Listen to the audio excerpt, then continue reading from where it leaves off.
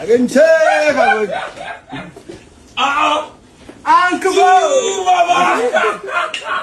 So I won't come here make I come talk about our Nigeria singer. What did they call Mr. Two-Face Idibia? I'm not joking, no. Go back to where you're coming from. Now studio you say you dey go. You said studio. No. Give me love. Mr. If I give you back. Give me love. Give me make I calm down. You know, say recently, video from the trend for social media won't be say it take carry a fiancé, I been a girlfriend, go one boutique, go buy some clothes for her. For the video, we dey see when we say different people so they hate the Two-Face, they ask and say, nah, your birthday now when Two-Face reply saying for September, you know, that they would hug the Two-Face self like you know, like they welcome in and the Natasha when we say we come the boutique self, we can also say na the environment, the atmosphere when we say they for the boutique na something when we say they pleasant. I can check. Uncle These salutations. Brother. Happy all of you. You are the best for you. Those are you, my God, here. I are the best for you. Why? You abandon me. You enter our in this life, we abandon you. Did you find me make life or not? Alpha. Well, at least I'm here. How are you guys? Who provoked you, Bodhi? Who provoked you? Now you. I'm gonna bring all the colors for her. Who provoked you? I'm gonna bring all the colors for her. I don't make body vex.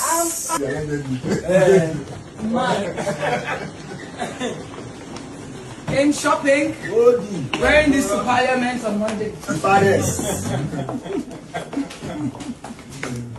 Two Baba. You wait for the EP. I won't be ahead. EP and back.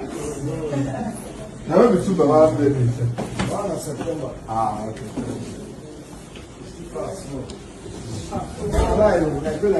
You don't come, maybe my own don't come so. Who did you wear the wedding outfits now? How come? So this is Oh, yeah, now. So, like, So they have to see the one. Eh? So like they won't set up. You know, say no be rumor again concerning this relationship between this Two-Face Idibia and Natasha. At first, when we see this matter so fair boss come outside for social media, I remember seeing that Two-Face never say use him mouth they come out for social media, they write down for a social media platform to say he and the Idibia won't be wife, yes wife, so say you're not there again. Later you see come outside again talk say na hack they hack your accounts.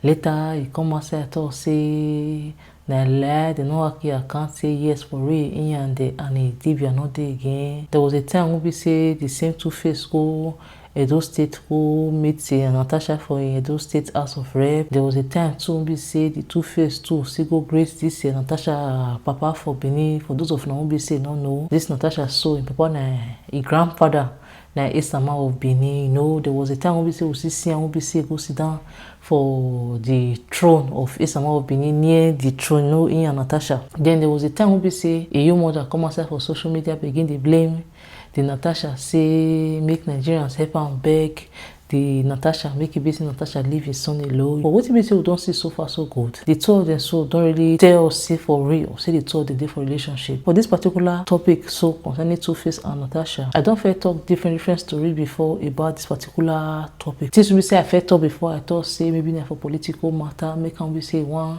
enter into relationship with this Natasha, maybe the money we see the fee say he get he not get her, he get other ulterior motive, we can be say it they follow this Natasha because say Natasha na he come from family when we say he get money well and the Natasha na person we say they into politics, maybe he get interest for politics. Wetin I want specialize on this particular video now be say na about the people when we say it dey talk for this particular matter. I'm go couple with the Natasha and the ex-wife they call Annie Idibia. Make I first start for the Annie Idibia.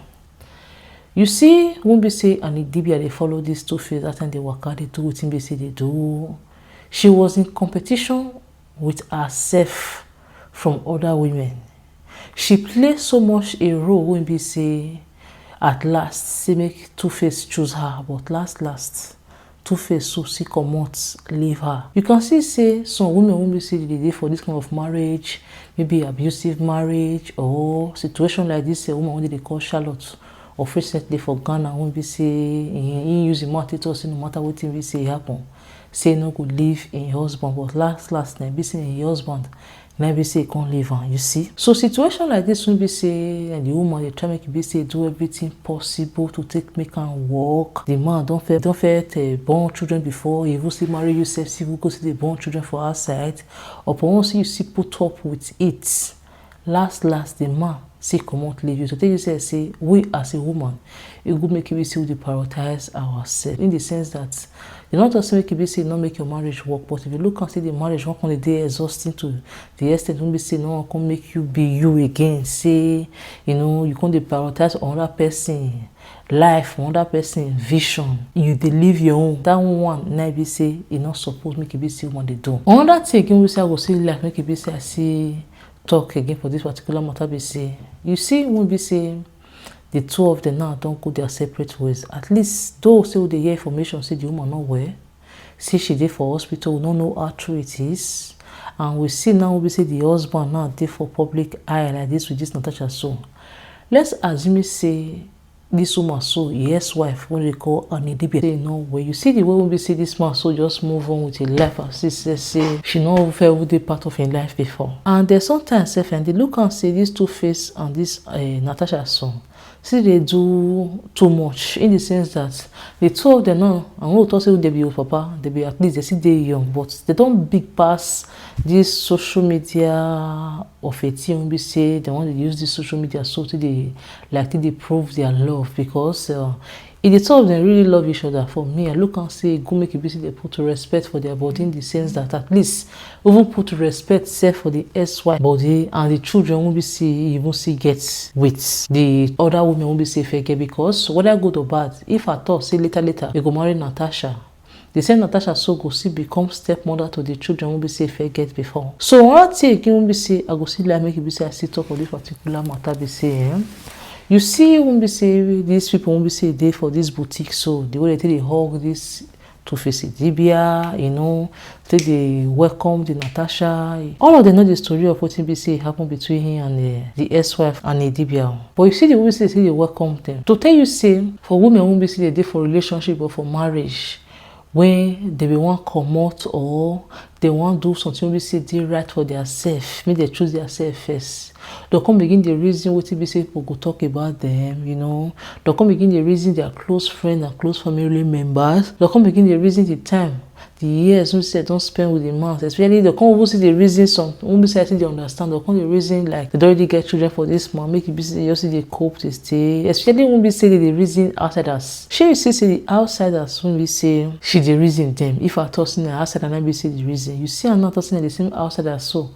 Now be say they will see they castigate her. See they talk say she be mumu. See they talk say she not wise. Why be say she bear what be say she bear. Remember the time when we say she bear what be say she bear. That time when we say she lash out come outside for social media. We dey see when we say people they talk say what we say go lash out come outside for social media.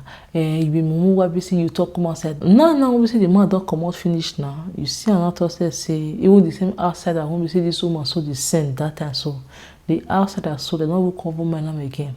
The time we say this Two-Face they marry her at that time, despite the different children won't be say don't born for outside. People they praise her that time they thought say na woman now be say she be for the patience.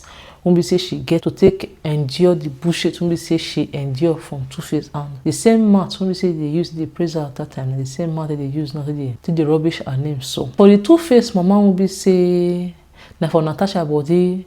She not can get strength again. When we say she can't come out for social media, they beg Nigerians make it be say they let Natasha live in Peking alone. The Two-Face now we say carry the Natasha go this boutique. So why be say not go call Two-Face? Why come we say now for when we say this Two-Face so can't take reach Natasha body? It can't take no say go carry Two-Face leg come outside for social media. This woman won't be say they for the same house. Won't be say different women for the born children. for im pikin. They tell you say among all those women wey be say dey born children for Two-Face then say she no dey go dey do omugo for them. So my people, I no wan make e be say this video so make e be say too long. Anything we say again for this matter, leave them for the comment section below. If you never subscribe, please try to do so until I see you for my next video. Bye bye.